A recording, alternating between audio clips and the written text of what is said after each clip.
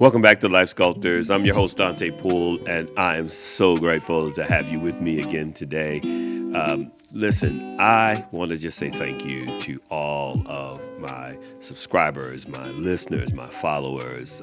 It's been great to engage in conversation with you, and I appreciate you sharing this with others. So many have shared with me how these conversations are making a difference in the lives of others that they're sharing it with. And so, thank you so much for being a part of the Life Sculptors team and family, right?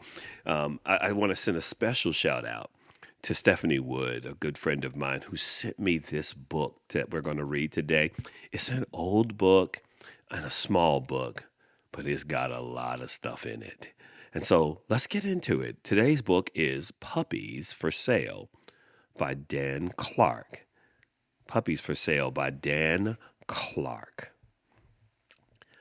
A store owner was tacking a sign in his store window which read, "Puppies for Sale," when a little boy appeared.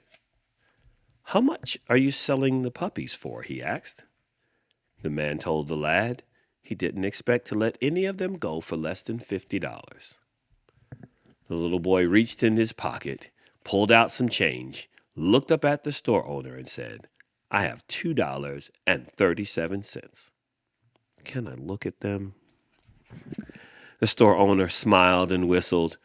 From the kennel, a dog named Lady came running down the aisle, followed by 5 tiny balls of fur.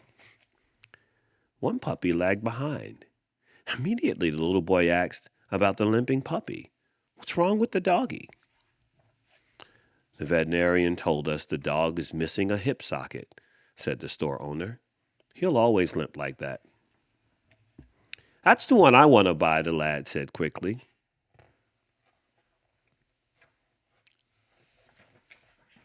The store owner replied, "No, you don't want to buy that dog. I mean, if you really want him, I'll just give him to you." The boy came close to the store owner's face and said angrily, "I don't want you to just give him to me. That doggy is worth just as much as all the other puppies, and I'll pay the full price. In fact, I'll give you $2.37 now and 50 cents a month until I have him paid for." The store owner replied, "No, no, no. You don't want that dog. He's not ever going to be able to run and jump and play like the other dogs." In response, the little boy pulled up his pant leg to reveal a badly twisted right leg supported by 2 steel braces. "Well, sir," he said, "I don't run so well myself, and the puppy will need someone who understands." The end. Can we talk a little bit today about compassion? Compassion. This little guy in the story is willing to give his $2.37 for a puppy that the store owner wanted to just give away. He wouldn't take less than $50 for any of the other puppies, but because this puppy was lame, he was willing to give this one away for free. And I can imagine that this little boy felt some kind of way because he understood what it was like to be lame. See, one definition of compassion is to open our hearts to the life challenges of others and to offer care. Right? Another definition is like to suffer together. It's confronting suffering and then being motivated to do something about it. It involves getting engaged with someone, meaning that I'm going to do something. I'm going to get involved with your life. And the whole purpose of it is to alleviate your pain and suffering. It's to do something that at least brings some relief to what you're going through. Compassion is a yearning or a compelling to do something good on behalf of someone or something else. And it requires us to see someone as they really are. Oh, I can't see them as other. I have to see them for who they really are, as they really are, which also demands that I see myself as I really am, human. See, caring, it's a fundamental human trait. It's what it means to be human. And we don't just care for others, but we also have to extend compassion towards ourselves. Like, why is it so hard for us to show compassion for ourselves? And so we need to recalibrate our minds about compassion, because it isn't just some touchy-feely kind of thing. It's that's not what we're talking about here.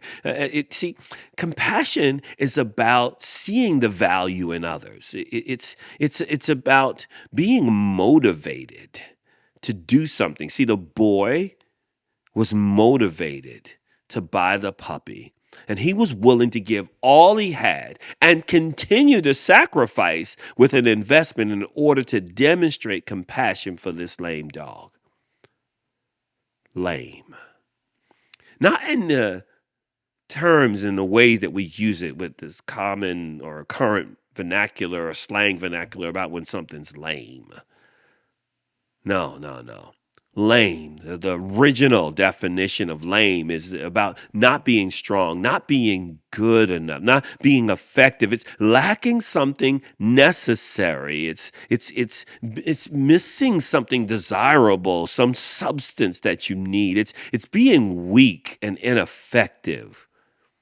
And sometimes we only think about lameness as it relates to physical ability, right? Somebody has an appendage or something that doesn't function well and we call them lame. But there are many who have lameness in other places of their lives.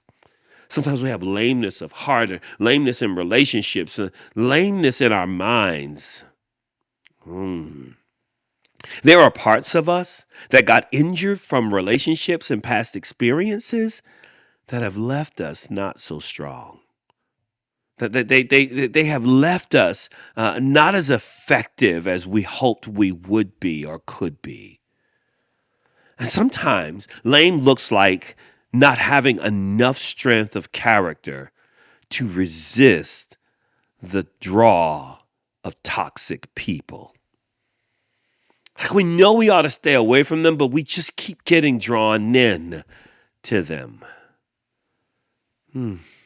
Or sometimes lameness is gossip. You know, we are big tea drinkers. We love drinking the tea of somebody else's suffering and drama and life. We love being entertained by the suffering and the drama of someone else. Lame. Other times it looks like not feeling qualified to accomplish something at work or something at school, or maybe it's in our relationships where we are unable to set a boundary on unhealthy interactions with others, specifically with our families. That sometimes, and we won't say it, right? But I'm going to say it. Sometimes there are unhealthy people in our families that we need to set boundaries around.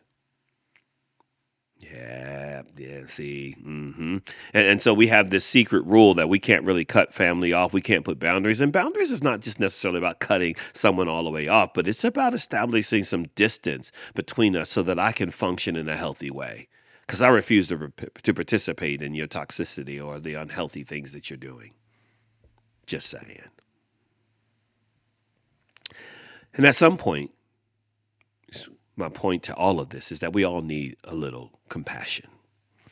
At some point, we all need a little compassion because we have seen and unseen. We have obvious and unobvious, or visible or invisible lameness.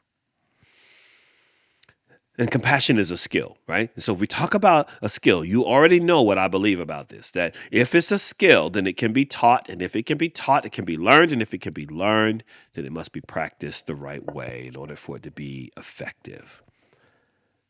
So compassion is a skill that connects us to other humans. It connects us to other people. As a matter of fact, when I use compassion effectively, it helps bring purpose and meaning to our lives.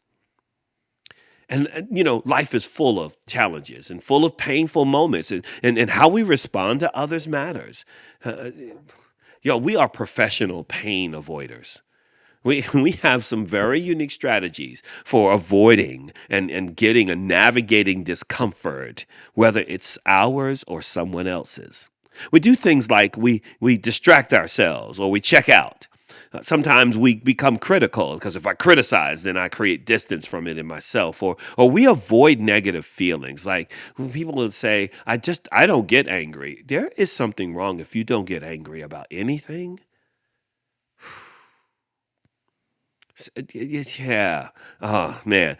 Or we're in denial of the realities of situations and conditions. And sometimes we withdraw from others altogether. We just don't get involved. And I just want you to be careful that the other thing that we do is we use judgment as a way to avoid challenges, because we say what should happen, what ought to happen. And so if we use our judgments, then we push ourselves to a seat of superiority to something, and it serves as a barrier to compassion. One author says that with compassion, you have to have the wisdom to see and understand things as they really are, and you have to feel motivated to do something about it. I love that definition. Seeing the reality of what it is and feeling motivated to do something about it. Okay. All right. And so I want to tell you that as I was trying to wrap my mind around this whole compassion thing, I ran across a word called near enemies. And I was like, what is near enemies? And it's part of Buddhist psychology, but it's got so much relevance to this conversation. So near enemies are things that look like they're good, but the consequences are not. It's when we have a state of mind that undermines something that's supposed to be good. They are emotions that are mistaken for positive virtues. They closely resemble them. They look like them on the surface, but they end up with undesirable and harmful consequences. Okay. I'll give you an example. Well, before I give you an example, let me tell you this one more piece about near enemies. Near enemies are harder to notice because they camouflage as concern and support. Yeah, man. And a near enemy is way worse than a far enemy because it looks good on the surface, but it doesn't produce good. And so when we think about compassion, it has components, and one of the components is equity. Equity is a component of compassion because equity allows us to see each other as humans, as equals, as recognizing the value of someone else. And y'all, equal is not the same, okay? That's not what we're talking about here. But before that, but there's pity is a near enemy of compassion. Oh yeah, we have this saying in the South: "Bless your heart." If anybody ever says bless your heart to you, they are not paying you a compliment and they are not showing and demonstrating compassion for you. That really is pity. And when we demonstrate pity, when we operate from the place of pity, we subtly devalue another person. It happens because we're unable or unwilling to let our hearts break for the suffering of others. It's a kind of emotional numbness that makes people feel separate. When I demonstrate pity, it means I feel superior to where you are right now. Pity is a near enemy of compassion, but sameness is also a near enemy of compassion, because sameness says that we're all the same, that we don't have different life experiences, that we don't have different lived experiences, and it causes us to not see the conditions of someone's life as not being equal, because we're all humans, we're all the same. But compassion, y'all, compassion says that we have something in common. And the thing that makes us most in common are our differences. And when I demonstrate compassion for someone, I'm demonstrating the courage to have difficult conversations about our differences and an ability to raise curiosity to learn about those differences. So equity is a component, but also mindfulness is an important component of compassion. And mindfulness brings an awareness of the condition of others, which is necessary in order to respond to them with compassion. The opposite of mindfulness, like a far enemy of mindfulness, is emotional reactivity. I know when you think about it, you're like, what? What? It's when we allow our negative emotions to hold us hostage, to hijack our response so that we lose sight of the person. We get so caught up in what we're feeling about the thing that we lose sight about the person. Yeah, it's when we let our anger, or our fear, our anxiety, our stress get in the way, these big emotions that we feel get in the way of us seeing the person. We need mindfulness because it helps us to respond appropriately instead of just reacting. And it's not the suppression of our emotions, right? Because we feel what we feel, but it's better self-regulation. Remember, self-regulation is about our ability to navigate different environments while maintaining our emotional and behavioral stability. Or control. And so when we don't practice mindfulness, then we subtly allow our pride and our judgment to make us disconnect from others. We see them as less than human. And when we see them as less than human, like when we go to the extreme of that, like the far enemy of that is demonizing. And we are so good at demonizing people and demonizing individuals and groups of people. Like it's easy for us in this environment to do so. We become morally indignant and we demonize people who are our opponents, our adversary, our haters, or someone with a different political, religious, or belief in life. We just demonize them. We make them less than human because they think different than we do. Can I tell you what another near enemy of this is of mindfulness is? It's complacency. Like when we're not actively working to dismantle injustice, whatever the ism is, then we are unwillingly supporting the injustice through our acquiescence. And acquiescence just means that we get quiet. We just stand by and watch. We say it's not my business. It's not my, I don't have, not my monkey, not my circus, not my dog in the fight.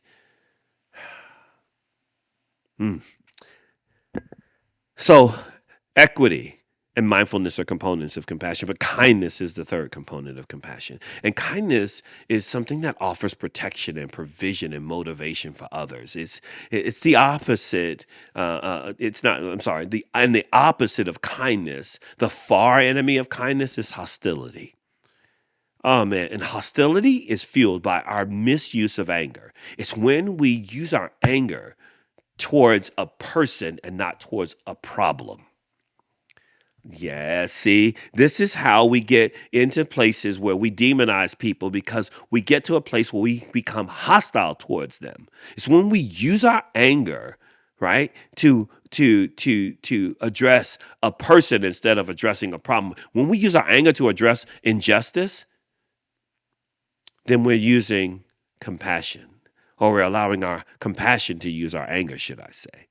But when we use our anger towards a person, we become hostile. The focus has to be on the problem, not on the person. And again, in our current political and relational and religious environment, we get caught up in the rhetoric of hostility towards individuals and groups of people, and we need to do better. Demonizing and hostility and cruelty are far enemies of compassion. But pity and complacency are near enemies. Sameness, near enemies. See, it's hard enough for us to ask for help when we're struggling because we don't think people are going to demonstrate compassion. We think we're going to get their judgment, their hostility. But I want to tell you, if you see someone struggling in their lameness, or you find yourself in a place of lameness, I want you to more acutely become aware of your own lameness and extend a little compassion. Like, people don't need pity. They don't need our hostility. They don't need our judgments. They just need a little compassion. And if you're wondering if you're operating in compassion, right, then ask yourself, am I being controlled by my anger? Or do I feel morally superior? Or am I making sport of my adversary's suffering? Or maybe you start asking yourself, am I willing to take necessary action? Like, am I curious about the differences of experiences of others? Am I willing to feel the pain of others as if it were my own?